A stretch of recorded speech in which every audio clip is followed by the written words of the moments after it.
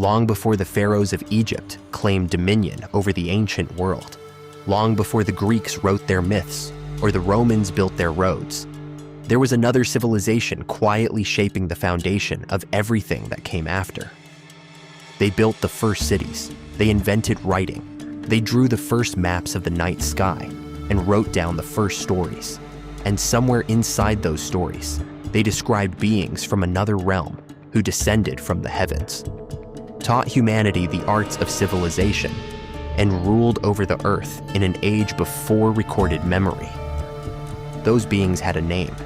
The Sumerians called them the Anunnaki, and the texts that describe them predate the Bible by thousands of years. This is the story of Sumer, a civilization so advanced, so strange, and so poorly understood that scholars are still debating what they actually were, where they came from, and whether everything the Western world believes about the origin of religion, law, and human culture has been looking at the wrong source all along. If this is the kind of history that makes you rethink what you thought you knew, go ahead and subscribe right now. There are a lot more stories like this one on the channel, and you will not want to miss them. Around 5,000 years before the birth of Christ, in the region we now call southern Iraq, between the Tigris and Euphrates rivers, something remarkable happened. A civilization appeared, and it did not appear slowly the way most civilizations do, building gradually over centuries of trial and error. It appeared, as many historians have noted with some discomfort, and almost fully formed. They called themselves the Sag-Giga, which translates to the black-headed people. They built cities when most of the world was still living in scattered villages. They developed a system of writing called cuneiform, pressing wedge-shaped marks into clay tablets to record laws, debts, poetry, and prayers. They created complex mathematics, detailed astronomical observations, and a legal code so sophisticated that historians consider it one of the direct ancestors of modern law. Here is what makes scholars uneasy. When archaeologists dug through the layers of ancient Mesopotamian soil and unearthed the earliest Sumerian settlements, they found no developmental period. There was no slow progression from simple to complex.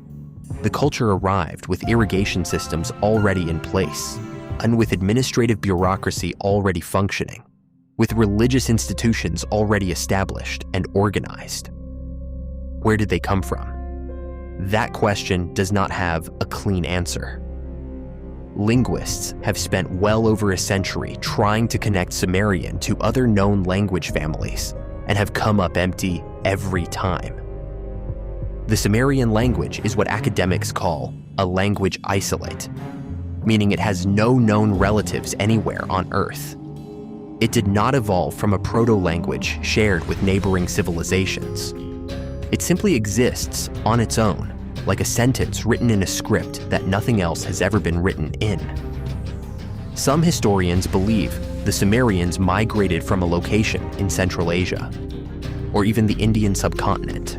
The others point to cultural artifacts that seem to share characteristics with ancient civilizations in the Indus Valley.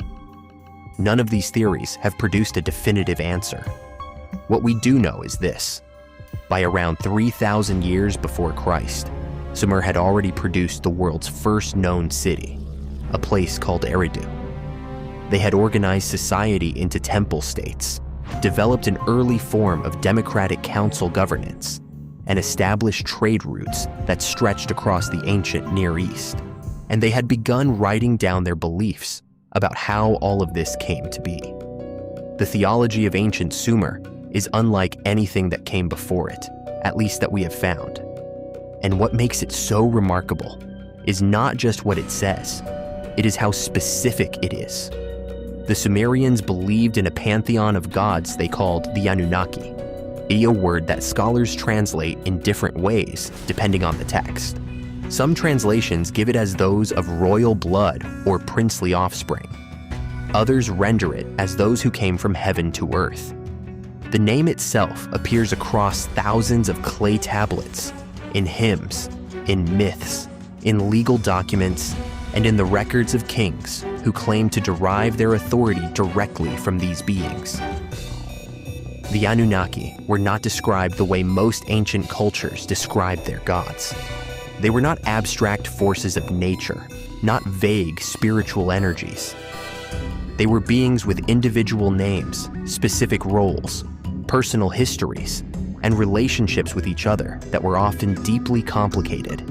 They argued, they formed alliances, they punished each other, they loved, fought, and conspired in ways that read more like a detailed political record than a religious fable. Their leader was a god named Anu, who was said to reside in the heavens. Beneath him were his two sons, Enlil and Enki, whose rivalry shaped much of Sumerian mythology. Enlil was given dominion over the earth and the wind, and he was frequently portrayed as stern, authoritarian, and prone to anger. Enki, by contrast, was the god of wisdom, of fresh water, and of the deep underground ocean they believed lay beneath the surface of the earth. He was described as a protector of humanity, clever and often working quietly to preserve human civilization, even when other members of the Anunnaki Council had decided to destroy it. And then there was Inanna, perhaps the most complex figure in all of Sumerian religion. She was the goddess of love, war, fertility, and divine justice, and the stories written about her span thousands of lines of cuneiform text. Her descent into the underworld, her battles, her lovers, and her vengeances make up some of the oldest written literature in human history. These beings were said to have arrived on Earth in an age before human civilization, and to have created humanity, at least in one version of the myth, for the specific purpose of performing labor. The creation myth found in a text called the Atrahasis tells the story of the gods growing tired of working the land themselves and instructing Enki and a goddess named Ninhursag to create a new creature, formed from clay mixed with the blood of a slain god, who would take over the work of maintaining the earth. This account was written down more than 1,000 years before the Book of Genesis. Of all the stories contained in Sumerian literature, perhaps none is more significant to modern culture than the one told in a text known as the Epic of Gilgamesh. Gilgamesh was a king of the Sumerian city of Uruk, and the poem that bears his name is the oldest surviving long-form narrative in human history. It tells the story of a king who loses his closest companion, confronts his own mortality, and sets out on a journey to find the secret of eternal life. But embedded within that story, in a section that scholars have been dissecting for over a century, is something that stopped the academic world cold when it was first translated in the 1800s. A flood. A global flood sent by the gods to destroy humanity. A single righteous man, warned by a deity who favored him, instructed to build a large vessel. Animals brought aboard 2 by 2. The waters receding. The man releasing birds to find dry land. A dove returning with an olive branch. The man offering a sacrifice when the waters finally withdrew. And the gods smelling the smoke of the offering and gathering around it like flies. This story predates the biblical account of Noah by at least 1,000 years, and possibly much more. The Sumerian flood hero is named Utnapishtim, and the parallels between his account and the Genesis narrative are so close, so specific in detail, that they cannot be coincidental. Scholars debate what this means. The traditional academic position is that the biblical writers drew on existing Mesopotamian mythology when composing the Genesis accounts, be either directly or through cultural transmission during the period when the ancient Hebrews had significant contact with Babylonian civilization, particularly during the Babylonian exile in the 6th century before Christ. That contact, the argument goes, is how these stories found their way into scripture. But there is another layer to the Sumerian texts that has attracted a different kind of attention entirely. In the older Sumerian king lists, in hymns, and in fragments of text that predate even the Gilgamesh epic, there are references to beings called the Igigi, sometimes described as a lower class of divine beings who labored under the Anunnaki, and sometimes described as watchers, beings who observed humanity from a distance.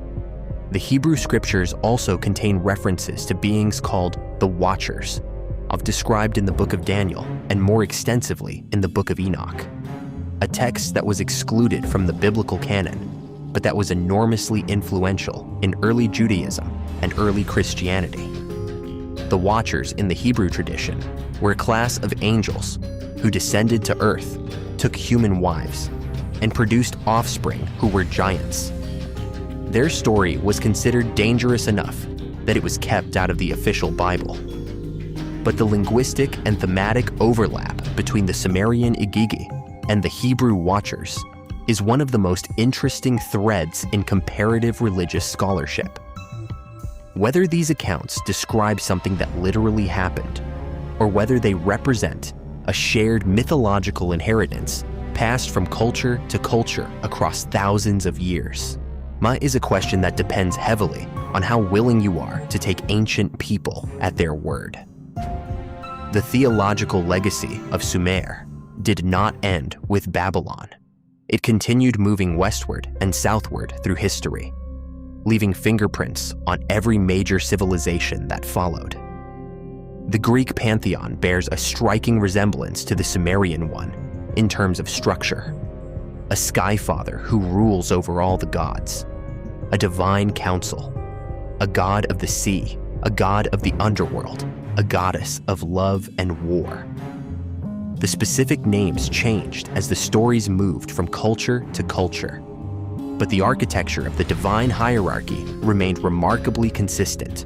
Meet scholars who study the transmission of mythology from the ancient Near East into the Greco-Roman world have documented the pathways through which Sumerian and later Babylonian religious ideas moved into Phoenician culture, from there into Canaanite religion, and from there into the religious world of ancient Israel and the broader Mediterranean. The concept of divine law handed down to humanity from a higher being. The idea of a heavenly council that deliberates over human affairs. The figure of a great flood as divine punishment. The story of a primal garden from which humanity was expelled. The myth of a dying and resurrected God. And the notion of an underworld with specific geography and specific rules about who goes there and why. All of these ideas appear first in Sumerian texts. They do not appear first in the Bible. They do not appear first in Greek literature. They appear in cuneiform, pressed into clay tablets by scribes in cities that were already ancient when Egypt was still young. This does not necessarily diminish the religious traditions that inherited these ideas. Influence is not the same as invention. Every culture builds on what came before. But it does mean that anyone who wants to understand the deep structure of Western religious and cultural thought needs to go further back than they probably think. They need to go back to the land between the two rivers, to a people who built cities in the desert and looked up at the same stars you can see tonight and believed that something was looking back. The Sumerians disappeared as a distinct culture around 2,000 years before Christ, absorbed into the Babylonian Empire that rose from the same soil they had cultivated. But they did not disappear entirely. Their language survived in religious and scholarly texts for centuries after their culture faded. Their mythology lived on in the stories of the people who conquered them, and their observations of the night sky, their mathematical systems, and their legal codes survived in forms that are still embedded in the foundations of modern civilization. We use 60 seconds in a minute and 60 minutes in an hour, because the Sumerians based their mathematics on a system of 60. The division of the sky into 360 degrees comes from their astronomical practice. The legal principle that a person is innocent until proven guilty has roots in Sumerian court procedure. They were not a primitive people who happened to come first. They were a sophisticated civilization whose ideas were so durable that 5,000 years of history have not erased them. And somewhere in the clay tablets that have not yet been excavated, in the sites across southern Iraq that archaeologists have barely touched, there are almost certainly more stories waiting. More accounts of the Anunnaki, more records of the Watchers, more evidence of a world that was far older and far stranger than most history books are willing to say. If you made it to the end of this video, thank you for watching. If you want to see more stories like this one, from the edges of what mainstream history acknowledges, make sure you are subscribed and have notifications turned on. Warn, the next video in this series goes even deeper into what the cuneiform texts actually say about the Anunnaki, and some of it is going to genuinely surprise you. That video is coming soon, and you will not want to miss it.